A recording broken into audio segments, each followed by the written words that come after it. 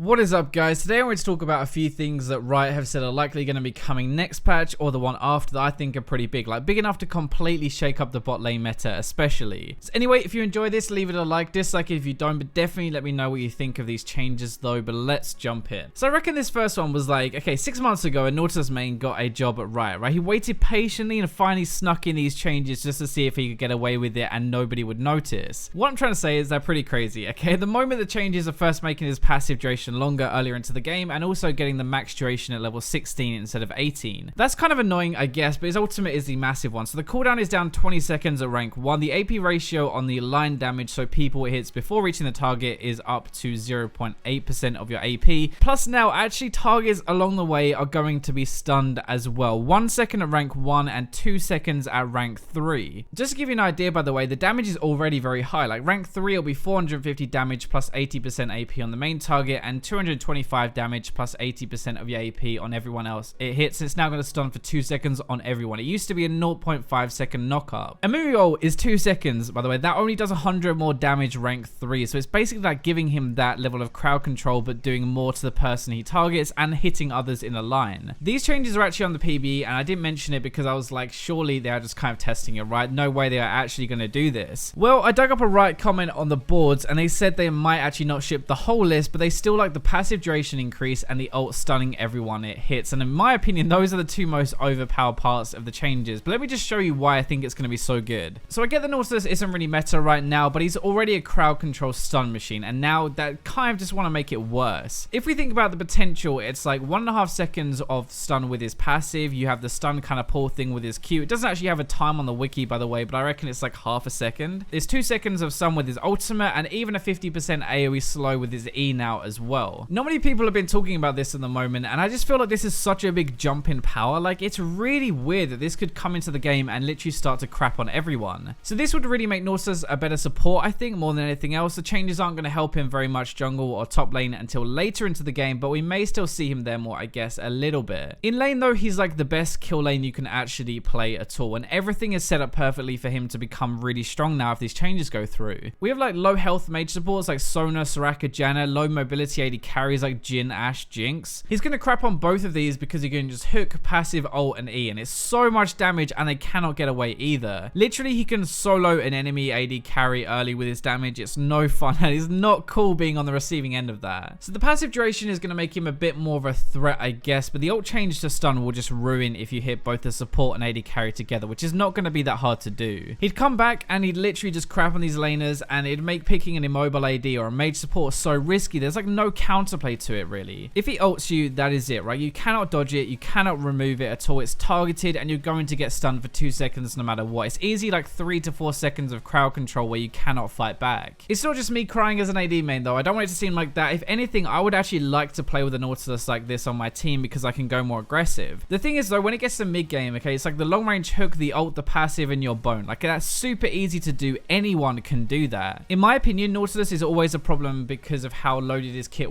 is with crowd control, right? And adding more damage and more crowd control is so risky. Leona almost actually changed the meta by herself before she was changed, like the mini rework. Soraka and mage support started to be less popular, so did immobile AD carries, and we saw lane bully ones come back to dominate the early game. Nautilus, in my opinion, will be the same, maybe even worse than that. So that isn't the only thing I wanted to talk about, though. There are apparently some AD carry changes coming in 6.17, so that's not next patch, but the patch after. Originally, they said 6.16 or 6.16, whatever you want to call it, so to put it off like another patch likely means there are going to be some big changes or a lot of individual changes coming. We don't know the exact stuff just yet, but the really cool thing is there have been a couple of Riot comments, and one of them said Jhin is looking a bit strong, so he'll probably get nerfed with 1 or 2 others, Ashe being one of them, and also maybe a few buffs to weaker AD carries. He actually then followed that up a few days later with saying it's been pushed back to 6.17 because they want to adjust a few champions at once, but they won't be able to get all of them in ready in time for the next patch. So what we actually know for sure, like most likely, is going to be Ashe and Jhin are likely getting nerfed. Jhin is probably getting a heftier nerf because he was the first one mentioned. Another champion might be getting nerfed with them as well to make it 3, and we're going to have some buff to weaker ones as well. So after this point now, like, this is pure speculation, okay? I could be entirely wrong, I could be right, but we can kind of suss out a few things which could be likely to happen, but nobody has confirmed it yet. Remember as well, Worlds is coming up, so Riot are going to balance like looking at competitive and solo queue now, probably with a bit more of an emphasis on competitive competitive play. So Ashe's Q is actually the problem right now. It's so much damage in a very short space of time, and it's going to wreck everyone. So if they're going to nerf something, I'd expect them to nerf that. Without her Q, she actually struggles to duel people. Like, she's not very good in a 1v1 situation before a Q, but with it, it's a massive increase in damage. If they wanted to bring her down properly to the level of a lot of other AD carries, then I expect them to look at that, but they could also target like your ultimate cooldown maybe, or your W poke, I guess, for the early lane phase. Jhin is going to be harder though, because a big problem is his passive and death by touch, or how like it converts stats into even more AD. Infernal Drake as well is just making this even worse. It's so broken with Jhin because it gives him so much more AD because he's got higher AD total, and that's hard to balance for one champion. I think we might see like his Q damage down a little bit, his passive change slightly, or even his ultimate. One of those three things might be enough if it's done properly. I also reckon the third nerfed AD is likely to be Sivir. So she is like top tier in competitive play, picked all the time, and often actually first picked as well. You have this utility, right, of the ultimate. You can kind of engage or escape and kite people, but you do an absolute ton of damage as well. You have this 3-item power spike that is kind of ridiculous, and it acts like a ticking time bomb. Like, you need to get a lead before Sivir gets Essence Reaver, Phantom Dancer, and Infinity Edge and starts critting everyone on your team. So she's very simple and easy to be effective. I think that's one of the bigger things. There's very little risk to actually playing a Sivir now. Even if you get behind, you're going to have that 3-item power spike that you can play for and farm towards. And also remember, in competitive, it's very hard to punish anyone in the lane phase. The problem with nerfing her is her W is the issue right now with the bouncing crits, but if you nerf that or take it away, Sivir is back to being poop again. The ones I think are actually good anyway and probably won't get nerfed or buffed would be Jinx. Like, I think she's on the verge of getting nerfed at. She's spanking solo queue, if not in competitive though. If you buff her, the problem is she'd be 100% broken for solo queue. Twitch is kind of the same thing and can be just very strong, but we've seen him a bit in the LCS. Caitlyn is fine at the moment. Ezreal is fine and more skill based anyway. Kog'Maw is the one I'm not really sure about because he could be really good with Wit's End in a coordinated team. He's even good in the jungle, and I don't think you can really get away with buffing him. So I'd be really surprised if those 5 got anything done to them really, but that leaves us with a few who might get buffed. So the first one is Vayne, and they've already had these small buffs, right? Remember, Riot loves to do small buffs or nerfs and then bigger stuff afterwards. Plus she had this like range buff on the PB, so clearly they have more they are thinking about doing for her. She's okay right now, but she struggles versus lane bullies and the AoE damage. That's just like the champion in general, and that's kind of what Riot has turned the game into, so she's always going to struggle. You can display your skill a lot though on the champion. Even the best Vayne players now will not play her at high ranks properly because there are just better options. Like, you're putting yourself at disadvantage just by picking her. Ghosty does do some sick plays, right? But sometimes even he gets absolutely demolished and there's not really much he can do. She is just really hard to balance. You have some very good Vayne players, some very bad ones, but she actually could be one to come back, especially if Sivir does get nerfed, because before her W could bounce and was like critting people, that was actually a very good matchup for Vayne, and you'd pick Vayne into Sivir to beat her. Lucian is another one. He's okay at the moment, but just not as good as a lot of other picks. You can do well, but you have to ideally get ahead, snowball, and play well, which is not always going to be possible. Basically, I think there's like more pressure on a Lucian than other AD carries. Like, you could play an Ashe or a Caitlyn and not have to worry as much about all of that. Remember before they actually nerfed his Q, so the length of it was like shorter, so it's not as long anymore. If they brought that back and reverted that, I think he might be actually in a much better spot. It's way harder to trade now in lane. You have to kind of go balls deep or not at all. There's no real middle ground. You can't really poke anymore, but at the same time, he is still decent and he might be okay if the best are going to be nerfed, like Ashe and Jhin. The last one I think might get a buff, but I'm not too sure about, is Tristana. She's like on the edge of breaking out and destroying games again, in my opinion. So the full crit build is actually pretty decent at the moment, but she's also still a very risky AD carry. That's just always how she's been. Her lane phase is solid. She can get ahead, but then her mid game is rubbish, then back to awesome later. If you don't get ahead in lane phase, then you are going to struggle mid game to do any damage, and that's just like, why would you actually pick that when you can have Lucian or you can have an Ashe or Jhin who are going to be doing damage mid game regardless? That is always a problem that Tristana's had. She might actually need a bigger scale rework, I think, to bring her back in, but she also could just have some buffs, so we'll have to see what Riot want to do. Speaking of reworks as well, there is also Calista. I don't think there is enough you can buff her like to actually bring her back ready for Worlds, and Riot have kind of hinted that they're not really looking at doing anything to her until the preseason. While it would be really cool to see Calista come back, I think she's pretty bad right now unless you play her in a very coordinated situation with a perfect team comp, and that's not really feasible, especially for solo queue. I think Miss Fortune is okay at the moment. I think Draven's in an okay spot for solo queue. Corki might be one though who gets a buff because he definitely doesn't need it at the moment. It's hard to really balance like a Miss Fortune and Draven because they can be like really effective in solo queue in a ranked game, but not as effective in competitive just because of how they are. Like, they are pretty risky picks. The better better you are with Draven, the better you're going to play with him. But for someone like Corki, he's just not as good right now, whether you are really good with him or whether you're bad with him. You're still going to struggle to actually pull something off. I think that's pretty much every single AD carry covered, apart from like maybe Varus or like a Quinn as well, who are kind of like, a Quinn is a top laner now really, and Varus is a mid laner, so I don't expect them to be included in it. So I hope you guys enjoyed this video. Let me know what you think of all of these changes and whether you think my predictions are going to be right or not. But that's all for this video, so I'll leave you with the robots.